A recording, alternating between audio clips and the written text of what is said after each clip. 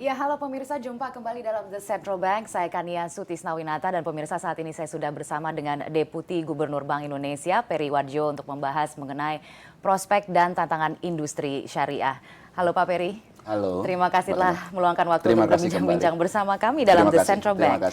Saya langsung to the point saja nih Pak Peri, bahwa dalam waktu dekat ini akan ada sekitar 50 gubernur bank sentral dunia yang akan berkumpul di Surabaya dalam wadah kerjasama Organisasi of Islamic Cooperation. Apa agenda dari pertemuan ini Pak Peri? Tahun 2009 itu memang para gubernur bank sentral di OIC memang sepakat untuk memperkuat bagaimana keuangan perbankan syariah ini di dalam berpartisipasi mengembangkan ekonomi dan keuangan. Yang kita lakukan di Surabaya, kita tahun ini adalah hosting yang ke-6. Agenda utamanya memang dari berbagai permasalahan yang dihadapi oleh sektor keuangan, kita akan fokus kepada beberapa aspek.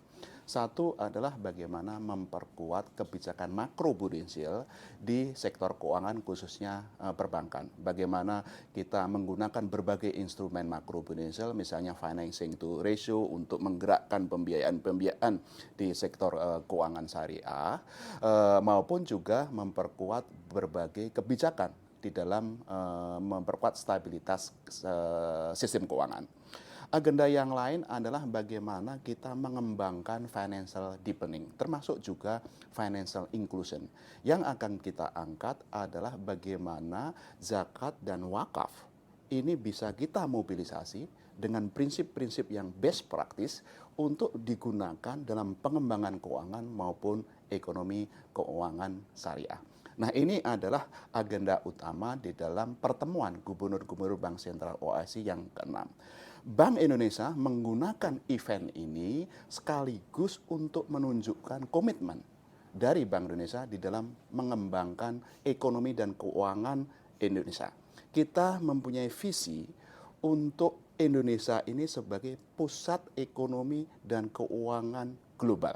Perkembangannya sejauh ini seperti apa di Indonesia? Di Indonesia, alhamdulillah sejak tahun 2008, pengembangan perbankan dan keuangan syariah itu semakin maju. Sebagai contoh, sekarang ada sekitar 12 bank syariah, kemudian ada sekitar 40-an unit usaha syariah dengan kantor yang memang sekarang itu hampir 3.000 kantor. Kemudian dari sisi mobilisasi dana, dari sisi financingnya juga terus meningkat. Bahkan pada tahun 2008-2009 pada saat krisis, pengembangan perbankan syariah lebih maju. Memang kalau kita lihat market share-nya masih sekitar 5%.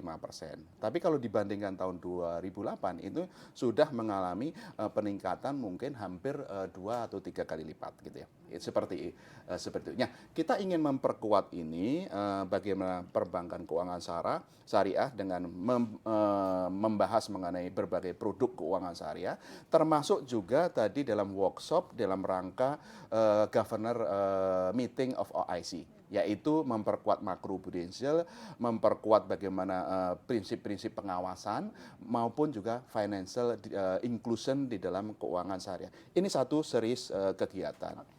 Series kegiatan yang kedua adalah bagaimana seperti tadi memobilisasi zakat maupun wakaf sebagai sumber dana keuangan maupun kegiatan ekonomi. Itu menarik sekali untuk dibahas. Ini menarik sekali karena belum ada core principle atau best practice di dalam pengelolaan zakat. Bagaimana kemudian institusi zakat, apakah yang terkait dengan badan amil zakat itu sebetulnya bagaimana pengelolaan yang baik, bagaimana kemudian mengelola untuk orang-orang yang kemudian akan membayar zakat, bagaimana kemudian menyalurkan zakat. Nah, penting ini akan working group sudah mempersiapkan di dalam governor meeting nanti akan disepakati rencana untuk adopsi ini. Berdasarkan apa Pak? Artinya kemudian untuk mencapai atau memetakan core prinsipal yang nanti akan disepakati. Jadi tujuan akhirnya adalah ini, ada inisiatif begitu yang nanti akan dihasilkan begitu dari pertemuan ini. Itu dari pengalaman-pengalaman di negara lain gitu. Betul. Misalnya. Seberapa berbeda dengan yang dilakukan di Indonesia? Nah, ini memang ada beberapa variasi. Kalau memang praktek-praktek norma-normanya kan sudah ada garisnya sesuai dengan syariah sudah ada. Tapi praktek di dalam manajemen pengelolaan zakatnya ini yang berbeda-beda. Bagaimana suatu badan amil zakat harus memberikan suatu guidance bagi para muzaki yang akan membayar zakat. Bagaimana mereka kemudian outreach, bagaimana mereka mengelola dananya, sampai accountingnya, sampai kemudian transparansi untuk pengelolaannya, bagaimana mereka mengelola program ini. Kita sudah mengadakan pertemuan dengan berbagai negara, kita lihat best practice-nya seperti apa. Dengan best practice ini orang akan semakin percaya bahwa zakat maupun wakaf yang diserahkan kepada badan amil zakat itu betul-betul untuk pengembangan ekonomi maupun keumatan. Sehingga kemudian diharapkan ini bisa memobilisasi lebih banyak zakat maupun wakaf. Coba bayangkan kalau 3% saja dari penduduk muslim, artinya dari penduduk muslim itu membayar 3% dari penghasilannya, itu bisa 270 triliun.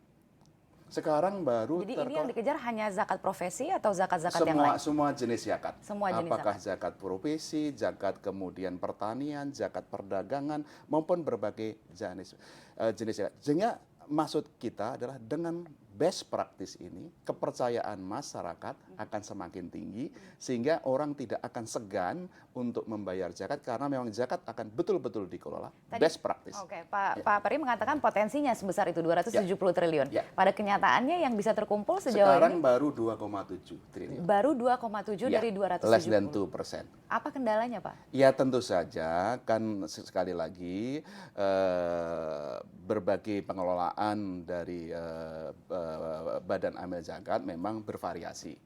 Ada yang sudah advance, ada yang memang mereka sudah lembaganya sudah bagus, orang-orangnya juga profesional, bagi mereka menginovasi suatu kegiatan untuk penyaluran zakat maupun pengelolaan zakatnya itu sudah advance, tapi juga banyak juga yang masih tradisional. Sehingga dengan suatu best practice ini kita harapkan memang ini orang tidak segan-segan lagi kalau membayar zakat kepada suatu badan amil zakat yang memang sudah menunjukkan best practice-nya tadi gitu. Oke. Baik, boleh kita berhenti di situ dulu, Pak Peri, akan kita lanjutkan sesaat lagi.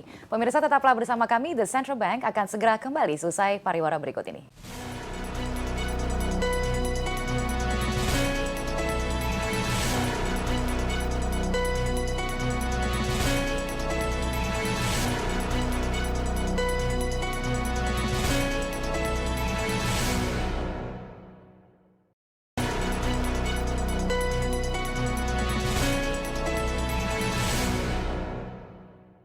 Ya, pemirsa, Anda kembali menyaksikan The Central Bank, masih bersama dengan Deputi Gubernur Bank Indonesia, Peri Warjio. Pak Peri, kita lanjutkan, Pak. Ya. Tadi sudah disebutkan dua kegiatan yang akan menjadi bagian dari ISEF ini. Ada dua kegiatan lainnya, yaitu?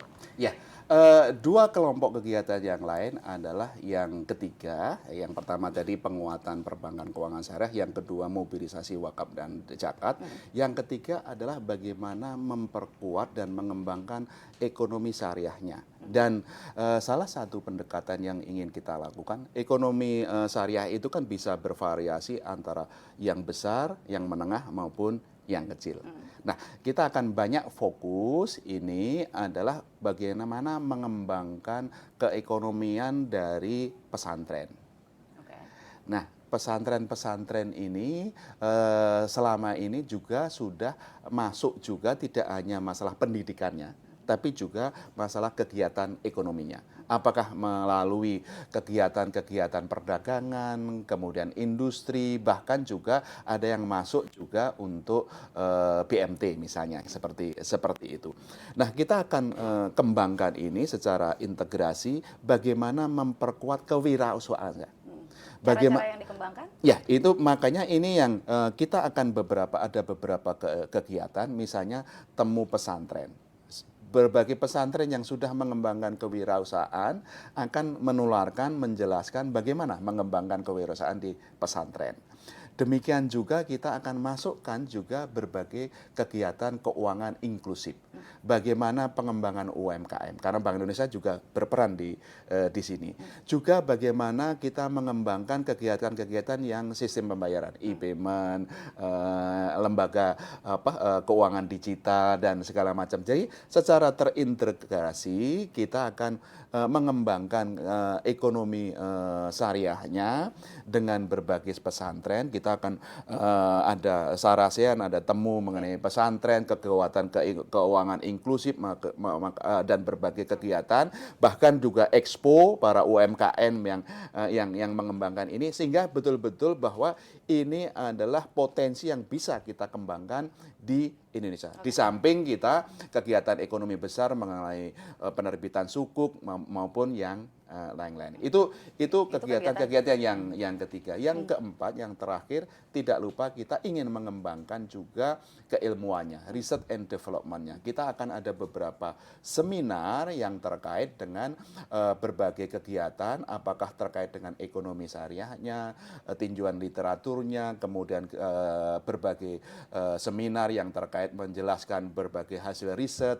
Ini yang kita lakukan. Sehingga 24 kegiatan yang kita kemas di dalam the first perhelatan akbar Indonesian Syariah Economy Festival ini betul-betul merupakan pandangan Bank Indonesia bahwa kita menginginkan Indonesia sebagai pusat ekonomi keuangan global dan pendekatannya yang betul-betul holistik, integratif dari sisi keuangannya, dari sisi zakatnya, dari sisi ekonominya maupun dari sisi research and development. Baik. Itu yang kita kembangkan. Itu yang sedang dikembangkan, Ya, Pak. betul. Nah, sekarang saya ingin bertanya juga, tadi Bapak mengatakan di awal bahwa ada sejumlah kementerian dan juga lembaga pemerintahan lainnya yang dilibatkan, misalnya OJK begitu. Bagaimana sebenarnya Bank Indonesia dan OJK berbagi peran dalam pengembangan industri syariah ini? Ya, sebagaimana diketahui dengan pengalian pengawasan mikro Brazil dari BI ke OJK, memang ini ada dua regulator. OJK fokus kepada pengaturan pengawasan mikro Brazil. Esensinya bagaimana kesehatan suatu individu bank. Bank sentral fokus kepada kebijakan yang kita sebut makro Brazil. Bagaimana kegiatan sistem perbankan secara industri, secara sistem, bahkan keuangan, itu memang stabil, risiko sistemiknya terkendali, maupun bagaimana mobilisasi dan penyaluran dananya bermanfaat bagi ekonomi. Ini yang kita sebut makro Brazil dan mikro Brazil. Inilah yang kita juga pendekatan ini yang kita gunakan di dalam pengembangan ekonomi dan keuangan syariah. OJK tentu saja akan lebih fokus bagaimana untuk penerapan kehati-hatian agar bank syariah itu betul-betul sehat per individu. Bank Indonesia akan fokus bagaimana untuk memastikan industri perbankan secara kesatuan, stabil, maupun juga kita mengembangkan kebijakan-kebijakan makro Indonesia agar penyaluran dana, kegiatan pembiayaan dari perbankan syariah betul-betul bermanfaat bagi ekonomi dan mendukung kegiatan ekonomi secara keseluruhan. Ini yang pendekatan ini yang kita pakai. Seperti koordinasinya berarti sangat dekat sekali begitu kita, ya dengan OJK. Sudah ada mekanisme koordinasi baik dari level tinggi governor, deputy governor sampai kepada teknikal sudah ada. Baik, Pak, kalau kita bicara sekarang mengenai apa yang terjadi saat ini begitu ya, secara umum bahwa ekonomi sebagian besar dunia juga saat ini sedang melambat begitu. Nah, bagaimana kemudian ekonomi syariah, industri syariah, keuangan syariah ini bisa menjadi salah satu penopang pertumbuhan terutama bagi Indonesia juga yang saat ini tengah mengalami perlambatan ekonomi? Sebetulnya inilah yang krisis global yang terjadi pada tahun 2008 itu menunjukkan sebenarnya ekonomi keuangan syariah berbasis syariah itu betul-betul sebagai alternatif. Kenapa demikian? Prinsip dasar dalam ekonomi keuangan syariah itu adalah bahwa kegiatan keuangan harus berhubungan dengan kegiatan ekonomi real. Tidak boleh ada kegiatan keuangan yang hanya memperdagangkan uang. Misalnya kalau di dalam konvensional itu sering tersebut derivatif struktur produk yang gini yang memutarkan uang saja tidak ada kaitannya dengan ekonomi. Makanya sejak tahun 2008-2009 kegiatan keuangan ekonomi syariah justru semakin berkembang. Bahkan tidak hanya di negara-negara Islam, di negara-negara yang barat yang tidak mayoritas Islam pun semakin banyak mengembangkan bahwa kegiatan ekonomi keuangan syariah itu betul-betul memang lebih bermanfaat bagi ekonomi dan lebih stabil. Ini yang kita lihat gitu ya. Tantangannya tapi ke depannya apa nih yang perlu diantisipasi Pak? Bahwa melihat sekarang ini permasalahan yang tengah dihadapi juga oleh perbankan syariah di Indonesia begitu dan adalah isu likuiditas baik rupiah maupun falas. Kurang lebih bagaimana Bank Indonesia menyikapi hal ini? Memang dari berbagai penelitian memang kelihatan pada saat suku bunga konvensional itu memang rendah. Ya. Kalau di perbankan syariah itu kan memang bagi hasilnya akan langsung merefleksikan kegiatan ekonomi. Pada saat suku bunga rendah memang kemudian mobilisasi dana maupun pembiayaan keuangan syariah akan meningkat. Pada saat-saat terakhir, pada saat suku bunga tinggi, makanya sebagian depositor dari perbankan syariah memang kemudian pindah ke konvensional. Ini fenomena yang ada. Oleh karena itu yang harus kita lakukan adalah setidaknya 3 aspek. Satu adalah bagaimana meningkatkan kemampuan perbankan syariah di dalam pengelolaan dana dan penyaluran kredit dengan meningkatkan kapabilitas maupun manajemen mereka. Yang kedua adalah yang kita kembangkan adalah mengembangkan produk-produk keuangan syariah. Misalnya terakhir kita menerbitkan berbagai instrumen moneter